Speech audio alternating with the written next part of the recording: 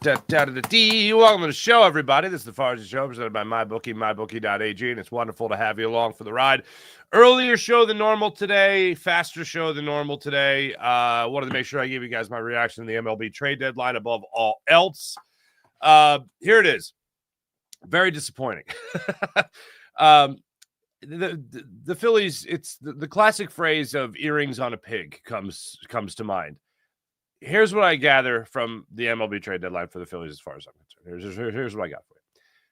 The Philadelphia Phillies they become a better baseball team. Not seeing as much of Max Kepler is a good thing. Harrison Bader is a better ball player than Max Kepler. If Phillies are able to bring up Justin Crawford and he's anything he's supposed to be for his major league career, and he plays more center field or plays more left field and Marsh is in center or whatever, that will be a better baseball team. Phillies became better at the trade deadline. John Duran is one of the, if not the best closer in baseball. They did a fantastic job solidifying the back end of their bullpen. I have no idea what David Roberts is going to give you, and I am not that optimistic about it. Well, I do not think he's going to be some wild upgrade over what you got now. Here's what I do know. You're probably not going to see Seth Johnson. That'd be. I'm happy for that. That's good. You're probably not going to see Daniel Robert. Also happy for that. But the bottom line is, like I asked you yesterday, before the 6 p.m. trade deadline, how much did the needle get moved for you in terms of your belief that the Philadelphia Phillies are now a World Series contender? I still do not believe that they are a World Series contender. The guy that I want, I know a lot of people were on the Eugenio Suarez bandwagon. I was never fully on that bandwagon, but if he was here, I'd be happy for it because it is an everyday change to this lineup. Harrison Bader obviously is not an everyday change to this lineup. Stephen Kwan, who did not get moved, would have been a nice change to this everyday lineup and solidify what you have going on in left field, lefties and righties. For being a left-handed bat, he hits left-handed pitching rather well. I'd be happy to see that. Right-handed pitching very well. So I'd be happy to see that move. Oh, and not to mention a Gold Glove caliber left fielder, an all-star. And now the Phillies bring in a guy that it looks like he'll be another platoon-type guy. Now, last year's addition, Austin Hayes, was the attempt at the trade deadline to fix the left field spot that did not get fixed by Whit Merrifield. So, what are the Phillies to do? Well, they go and they get Harrison Bader, and Bader splits on the season 266 against right-handed pitching, against left-handed pitching 241. On base percentage against right-handed pitching 347. On base percentage against left-handed pitching 318. That's what Harrison Bader's bringing to the table. The versus right-handed pitching, he's about 60 points higher than Austin Hayes was last year. So if you want to be optimistic about anything, okay. All right, you're in a better spot than you were last year at the trade deadline as far as acquiring somebody who could come in there and be, at the worst, a platoon player. But according to Dave Dombrowski yesterday, Harrison Bader is going to play a lot. He said the lineup card is going to be Rob Thompson's. By the way, I don't believe that for a second. You could say all you want. Oh, it's his lineup card. But you're the boss, man. You're the guy deciding whether or not he's going to be fired or not at the end of the season. So you're going to be telling him, hey, by the way, I just traded for this guy. He better be in the lineup. So, yeah, I understand that maybe the structure and order of the lineup is one thing, but who's playing might be somebody else's decision. Dave Dombrowski. This doesn't really do much for me other than I know through August, through September, I'm going to see a better baseball team than what I saw for the previous 4 months of the season. Yay! But as I told you in Washington, when the season got started and the Phillies had that shadow game to start things off, remember? And everyone was blaming the shadows and all this stuff. I told you then my expectations for the season, and my expectations for the season haven't changed. This deadline has not changed at all what I expect from this Phillies team when it comes to the postseason. Because the biggest problem for me was not the closer. The biggest problem for me was not the bullpen. And don't get me wrong, this is not a vote of confidence for what they had. They are better now. But my biggest fear, my biggest problem was that this lineup just goes ice cold. The Mets figured them out. The Diamondbacks figured them out. The Astros figured them out. Who's the guy you're going to be able to depend on to be that high on-base percentage guy at the top of the order, get on base? Who's the guy that you're going to be depending on to drive in the runs when the bats go cold? Who's the guy that's always going to have that really good approach around, the 5-6 spot in the lineup? And JT Realmuto has been hitting the ball really well lately. He's been much better than he was in the first 2.5 months of the season. Nick Castellanos is, for all his faults, he is always the same guy, always going to be that free swinger and aggressive. Alec Bohm, when he comes back, he's always going to be that free swinger and aggressive. So these are a lot of the same cast of characters that we've been talking about now since the World Series loss to the Houston Astros. So what have you done for this lineup to really make it that much better? You got a platoon player that, according to you, is going to play a lot. I don't know. It feels like you barely see Max Kepler anymore anyway, who Dave Dombrowski even said yesterday, well, right now he's playing left field for us, and he's actually swinging the bat well, a little bit better over the last couple of days. Really impressed by a sac fly RBI. Let's do cartwheels over that. His days in left field are very much numbered as far as the amount of playing time he's going to see between, especially if there's a call-up for Carl Crawford. Justin Crawford. I knew I was going to do that. How much, again, did this move the needle for you when it came to the Phillies and what they're bringing to the table for the rest of this season? Because it did not do much for me. Yippee, 2 more months of better baseball. I got to say that. I got to acknowledge that. But that's not the point.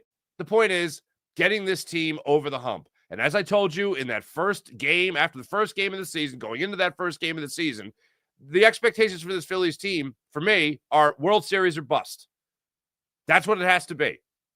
But ultimately, they're in the same boat as the Sixers, where there's been a lot of money spent, there's been a lot of promises, and over-promises and under-delivering.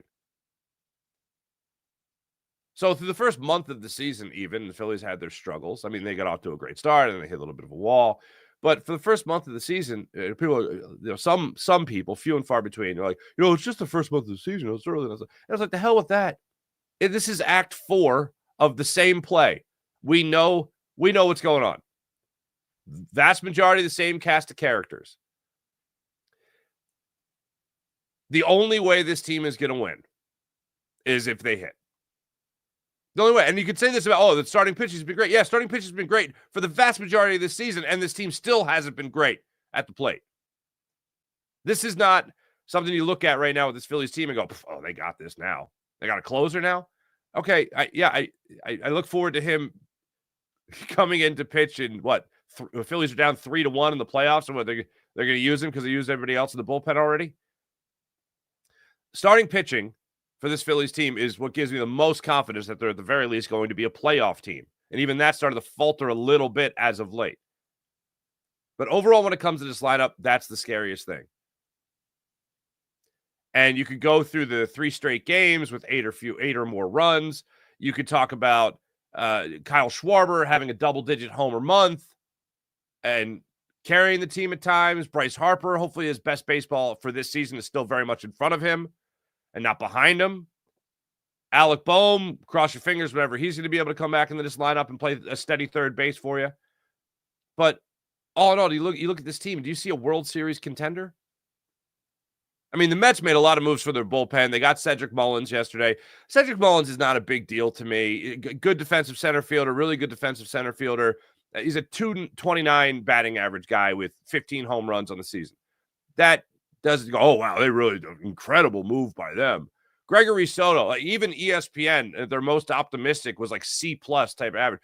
Tyler Rogers being out of their bullpen is a great move by them. Congratulations to that. That's a hell of a move by them. But I don't feel like they took major steps forward. So in terms of getting the best possible playoff seed that you could get, the Phillies helped their odds in doing that. All in all, has that helped them in the playoffs? Sure, it helps them in the playoffs. But I've seen this team lose 2 games in a row decisively at home against the Diamondbacks. I've seen this team get no hit at home against the Astros. So even if you do get that better playoff seeding, yeah, we're haunted by ghosts of Phillies past, unfortunately.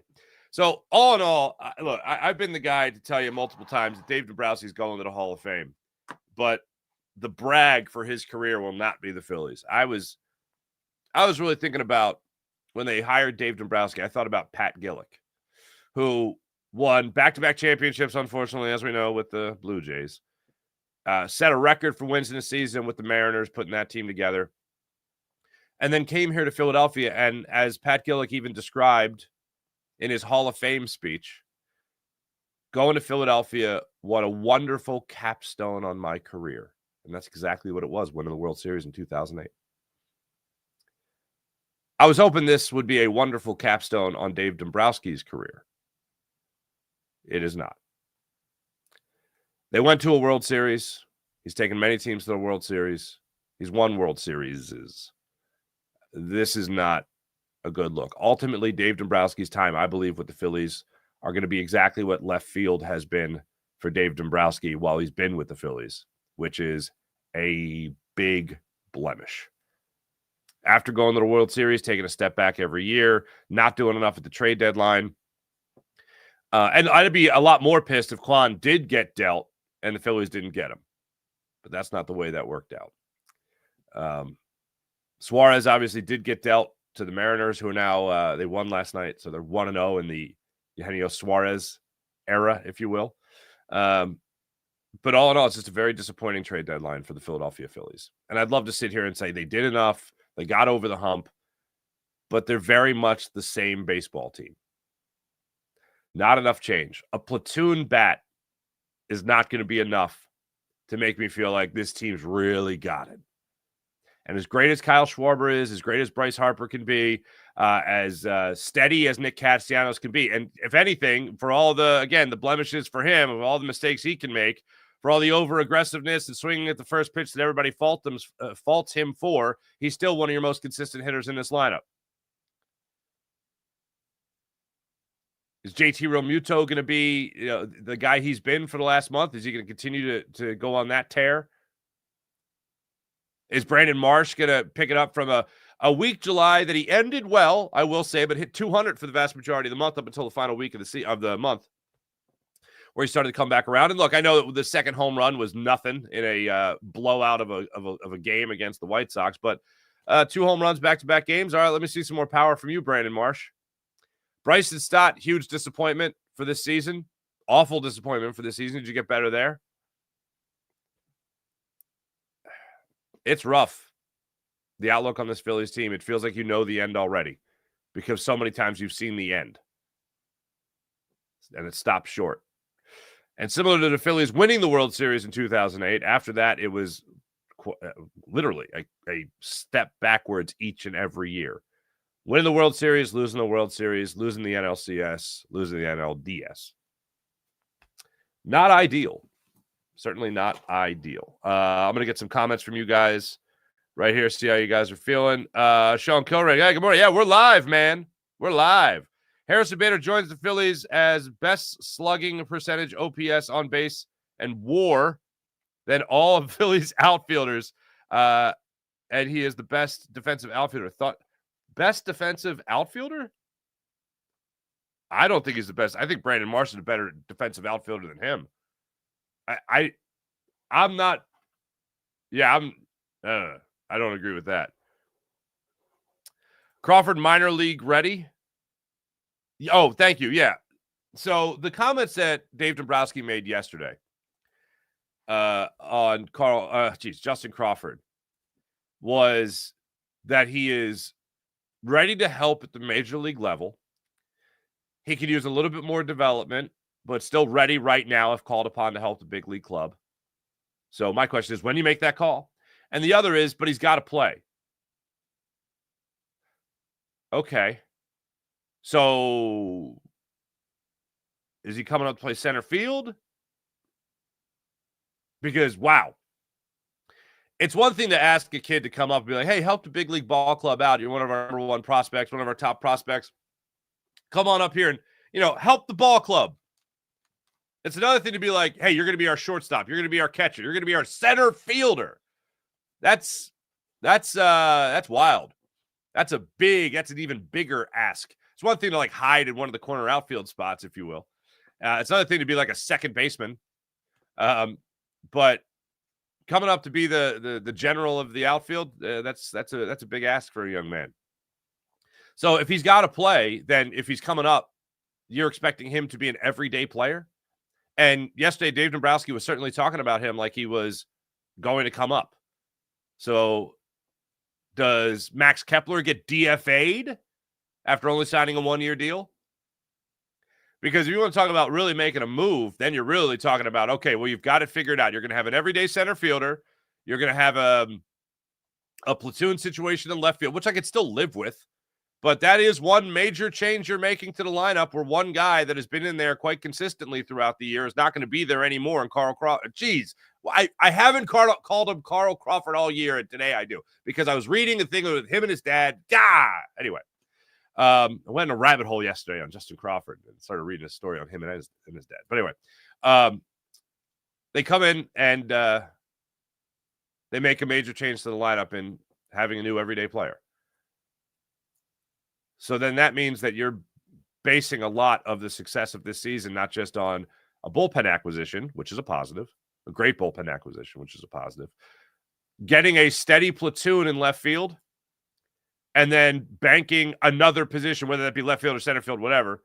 You're banking that on Carl Crawford. Jeez Louise, Justin Crawford coming up here at the Major League level and producing.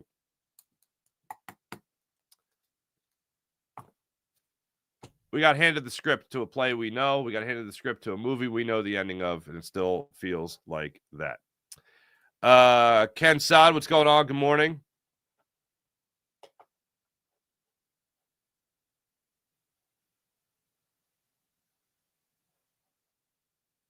Wait. I don't either. I agree with you on that. All right, good. We're all on the same page there, Sean. We're on the same page. Nola wrapped up his rehab, 6 innings, 2 hits, 0 runs, 7 Ks against the Red Wings, the Rochester Red Wings. Yeah. Hopefully Nola can help you out down the line. I'll cross my fingers for that. But Nola's got to be a proof in the pudding guy. That's what he's got to be. And it's not like starting pitching has been horrific. Jesus Luzardo has certainly been scary, horrifically scary. Taijuan Walker has not been a disaster. This is funny. What do you know? The bats have been the bigger concern throughout this entire stretch. And what you have done for them is Harrison Bader. Yay. By the way, one more thing I wanted to give you on Harrison Bader. So I gave you his splits. I gave you his splits. Overall in the season is a 258 hitter with a 339 on base percentage.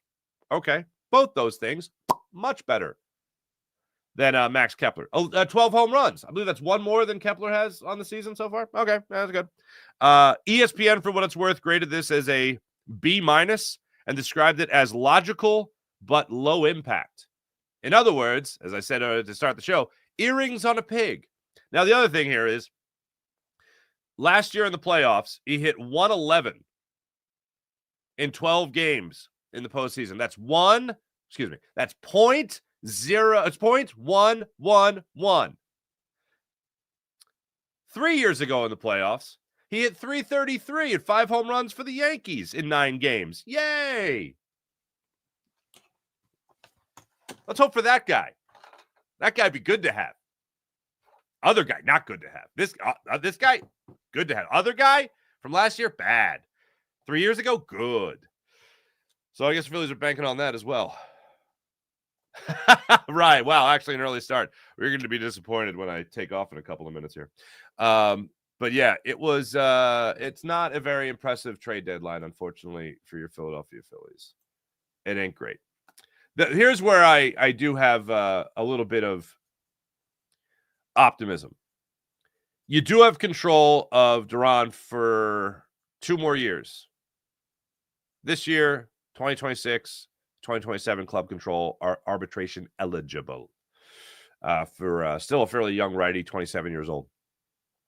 So I'd be happy, of course, if the Phillies are able to keep him around. That'd be a great thing. I very much want to see what you get from David Robertson, although I'm not ecstatic. My baseline is, can you be better than Daniel Robert? Can you be better? Who, by the way, was struggling the other night, because I want to point out again, a broken nail. And then I also want, true story. And then I also would like to not see Seth Johnson anymore. So if David Robertson could be better than that, then I'd be very happy for Robertson to rejoin this lineup, as he should later this month. By the way, Bader and Duran will be with the Phillies tonight when they open their series against the Detroit Tigers. 6:40 start time, so that's at least good. But all in all, I look at this team and I see a very similar team and a very similar ending than what I have seen before. That's what we're looking at right now, unfortunately. Thanks, everybody in the chat. Rye, appreciate you. Thank you. Rye, Sean Kilrain, appreciate you guys. You guys are awesome. I know earlier start time today and unfortunately an earlier exit than normal. Eagles, yesterday at training camp, I was listening to Dallas Goedert, and I know the heat has been a big thing. Oh, by the way, last night was also a Hall of Fame game, for what it's worth. Trey Lance lighting it up there. But so Dallas Goedert addressed the media yesterday. He was talking about the heat. Today's supposed to be 71. Tomorrow's supposed to be, or 75. Tomorrow's supposed to be 81. But Dallas Goedert was talking about the weather yesterday. Like, yeah, you want to push through these moments so you always feel like you can go whenever it is those really hot 95, 98 degree days, that type of thing. He goes, tomorrow's supposed to be cool, meaning today means you feel like you could go all day. He also talked about how, even though, he's been around for 8 years now, he still feels like he's one of the young guys. And then he looks around and realizes that there's like a whole new rookie class that just came in. Obviously, there's a lot of younger guys on this football team than him, but he's still, hey, look, I'd rather a player talk about how young they feel than a player tell me that they're in the best shape of their life. Because it's like one of those things when you're having a conversation with somebody and they say, trust me, I know what I'm talking about. The minute they say that, we're like, well, it doesn't sound like it. You're not doing a good job of convincing me of that, and telling me that just makes me think you don't. So I'd rather an athlete tell me, I still feel like one of the young guys. That makes me feel a lot better than I'm in the best shape of my life. It's a little bit more convincing. But also talked about taking on more of a leadership role yesterday. Quinyon Mitchell addressed the media. I don't feel like we ever really get inside of what Quinyon Mitchell is really thinking whenever he's addressing the media. But yesterday, just being showered with praise from Jalen Hurts, and Jalen Hurts saying that he was his biggest fan and all that. This stuff doesn't faze him. He you know who he reminds me of? He reminds me of a quieter, more direct Jalen Hurts. That's who Quinyon Mitchell reminds me of when you talk about a personality. Like, whenever you ask him about, like, hey, you made the really good play the other day on the ball, blah, blah, blah. He's just like, yeah, the play was there and I made it. And it's not like a standoffish, rude type of thing. It's just like, this is what I do. And I absolutely love that. All right. I got to run, unfortunately, but I'll be back with you guys for Locked On 76ers at 10 o'clock today. I'll be back with you guys for Locked On Phillies postcast after the Phillies Tigers start their series tonight, so I look forward to that. I got an early hit on Fox, so I hope you guys catch me on Fox at 6:45. Thanks for watching. Thanks for listening. Back with you guys throughout the day today and tonight. See you guys later.